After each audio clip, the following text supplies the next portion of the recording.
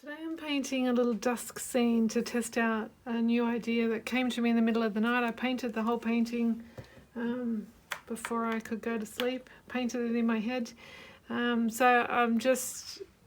don't have a reference photo. I'm just trialing a different order of colours and scene for a dusk scene. So this is Hansa Yellow Light and in a tea sort of wash, so quite runny.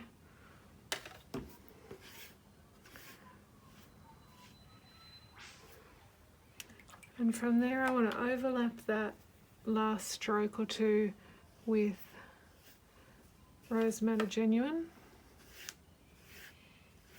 And I'm doing nearly this whole painting as the sky. I don't want very much land at all at the bottom. Every now and then I've got to stop and just take the moisture off the sides. If you've got it taped down, you don't need to probably be as careful. You can wait till the end and then dry the sides. And my last colour is Prussian blue. And I want to overlap the pink.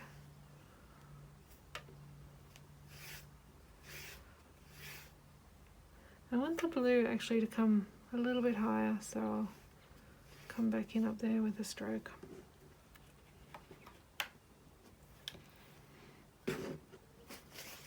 Take that moisture off again because that will give me problems. And now I like to use gravity to just help these colours interact with each other. You can see I've got this beautiful peachy tone happening where the yellow and the pink meet, and a lovely mauve here. So that's what I'm trying to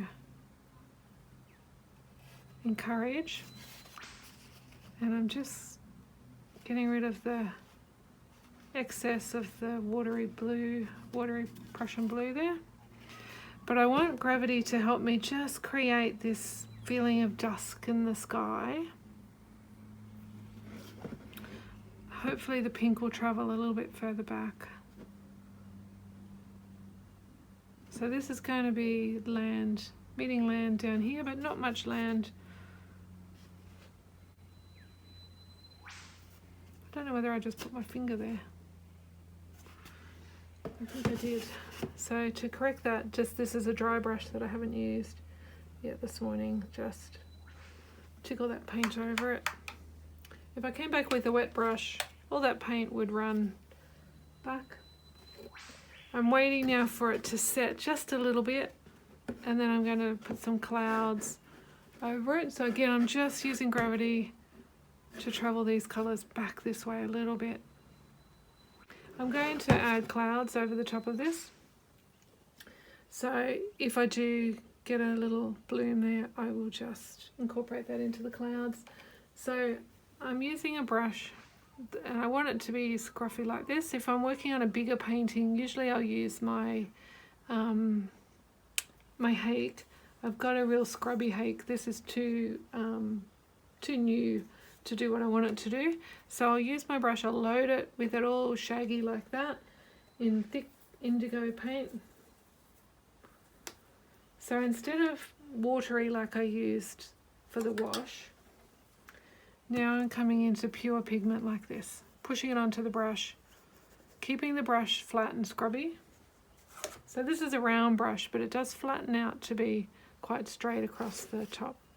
And then I come up onto the tip of the brush a little bit. I'm probably a little bit darker than what I would like. Just a little bit too much pigment loaded on my brush. So what I'll do is spread it. And you can see this is like what I call the dancing brush. So I'm tickling it around. I'm not doing the same stroke over and over because that would give me the same pattern. And that's what I don't want. I want random at the tops of the clouds. I want these little bits that teeter out from it.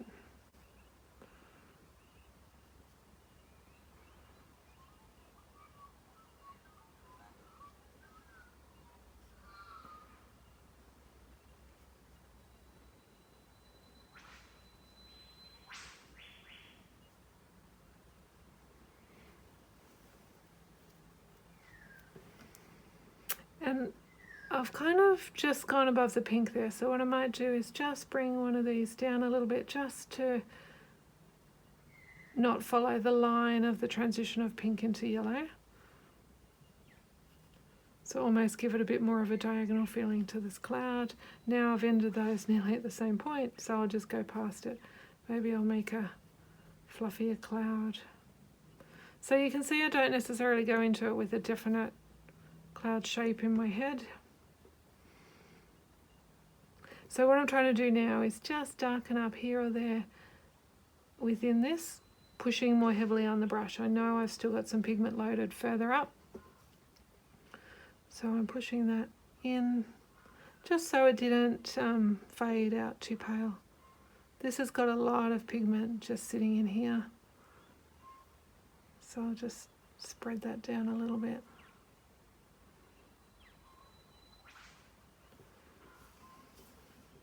That depth doesn't bother me though. I wish maybe that I had just a fraction less, but if I went and patted that, I would be in all sorts of trouble. So I'd rather keep it. If it really bothered me, I could come in with I'll do it just to show you, a different brush. Taken nearly all the moisture out. I'm going into Holbein Lavender, which is an opaque colour. So just using any mixed purple won't necessarily do this. And I might just add a little touch of that to it, just in an area where I want to lighten or reduce the volume of dark pigment that I had on my brush there. And it just gives us a variation now in colour. It adds a little touch of mauvey look to that cloud.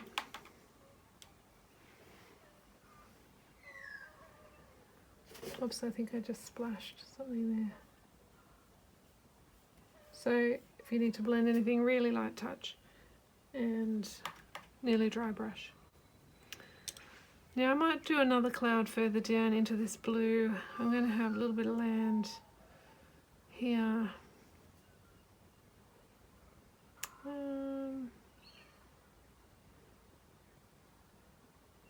I'm conscious of not doing it. I'm just thinking to myself, where do I want to place it so it doesn't mirror what's happening there. I've got lighter colour on my brush. I didn't reload it, it's just what's left.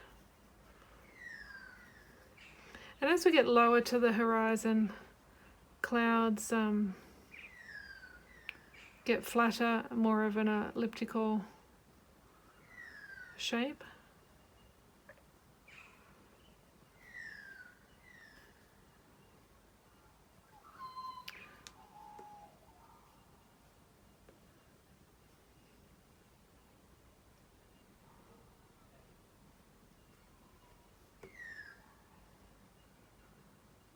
This yellow is much more intense than what I usually use, and often I'll have the yellow at the bottom, so I would have these colours reversed, blue, pink, yellow. So this is a different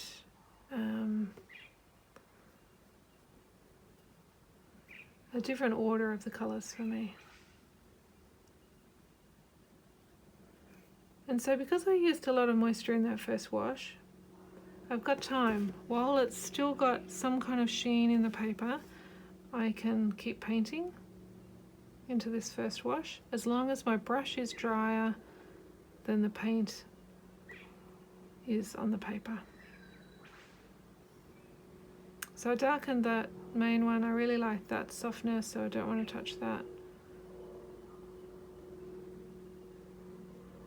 And because I'm working now on a nearly dry wash, I was really light-handed, just tickling the pigment off the brush, really. And you can see it doesn't spread very far at all because the paper's nearly dry.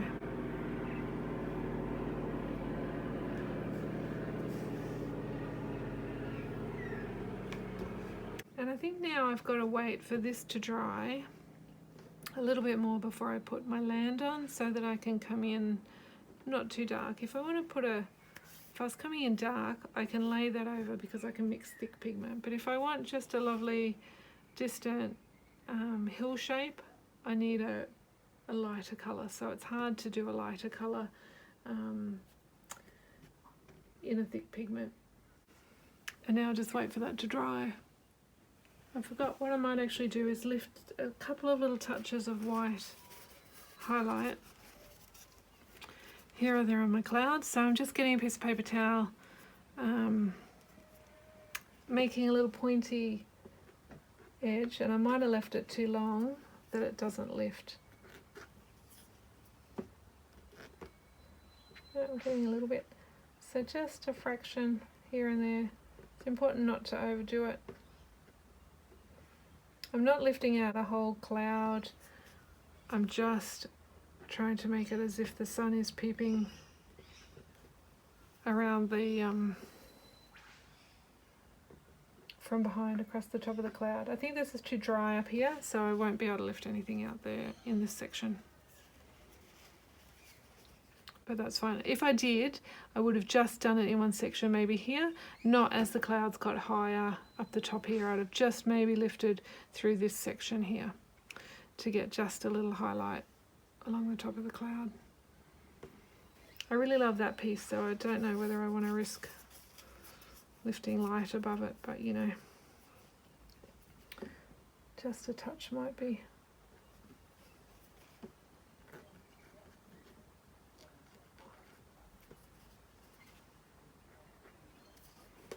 So I'm back and looking at the land to put in here, and I'm thinking just a really simple headland or distant mountain in a just in a mauve. I should have probably planned, and maybe ocean would have been an easier scene to make work.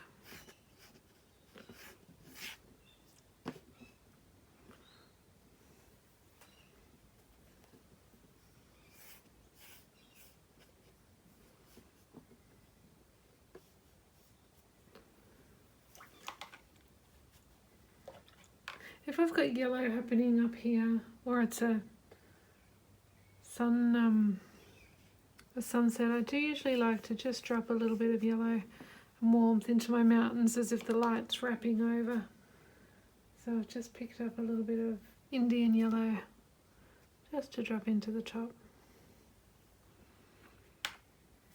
I've got a line showing through here where I've overlapped, but it kind of indicates the bottom of the mountain, so that's fine.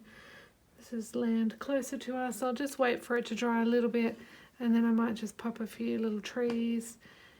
The other option I can do is pop in a tree that's much closer to us, that comes up quite a bit into the sky, but I don't think I'll do that because I wanted for it just to be super simple and about the sky.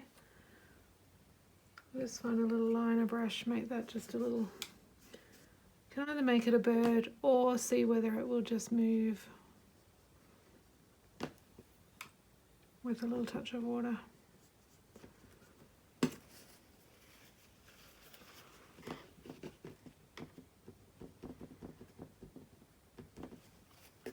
I got sidetracked doing some collage, and this is nearly dried on me, so I'm just going to hope it's still slightly damp. I'm trying to sort of get a tone similar to the area that's overlapped here, just to put a little bit of information as if there's fields and trees and things in the back.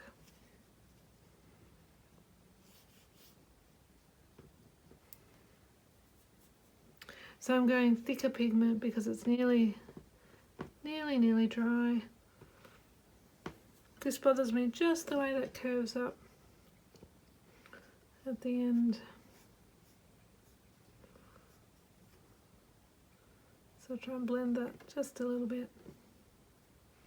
And all I'm trying to do here is just create the sense of a couple of trees.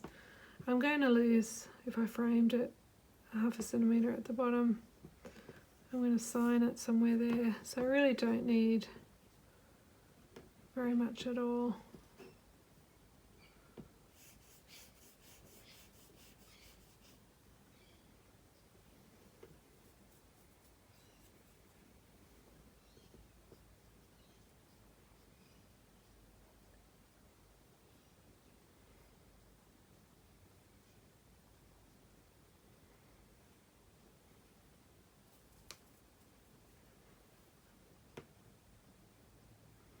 Just little trees in the distance. And I'm using a script. I think it's a script brush, about a size 6. I've worn the label off it. And again, I like it because it's fairly flat.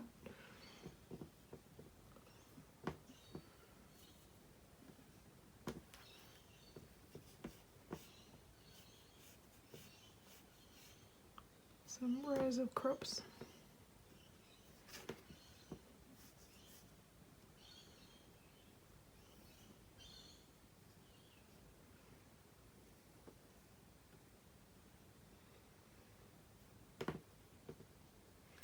And that will do. If I had been here as it was drying, I would probably have just dampened this line at the top to soften it just a fraction before it dried. You can do a little bit once it's dry, but not as much.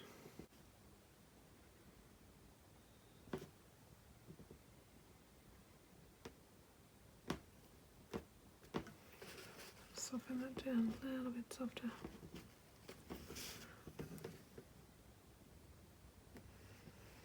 Little birds work well as just a little tick.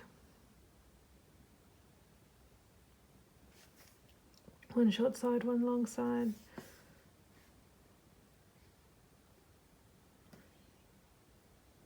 And if I put one like this to camouflage that little spot, I would put a cluster of them, not just one bird. And that's it. When this is dry fully, I would just sign the bottom and she is done. Thanks for watching.